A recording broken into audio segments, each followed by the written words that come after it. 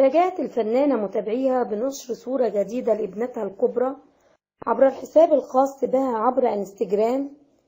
إنها ابنة الفنانة حلا شيحة.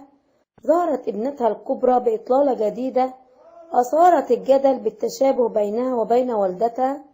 وفي وقت سابق ردت الفنانة حلا شيحة على متابع لها دون تعليق عبر حسابها الشخصي بموقع انستجرام طالبها بارتداء الحجاب مجددا. وقال المتابع لحلا شيحة: ربنا يهديكي وترجعي للحجاب تاني. بترد حلا عليه قائلة: هي الهداية بقت حجاب وبس؟ الست متلخصة في التغطية وبس؟ طب وهمال القلب والمعاملة الكويسة والوفاء والصدق والأمانة؟ وتابعت حلا شيحة: انتوا اتعلمتوا ايه من الدين؟ والله مش عارفة، بشوف ناس متدينة شكلا والقلب جوه بايظ بجد وبعيد عن ربنا أصلا.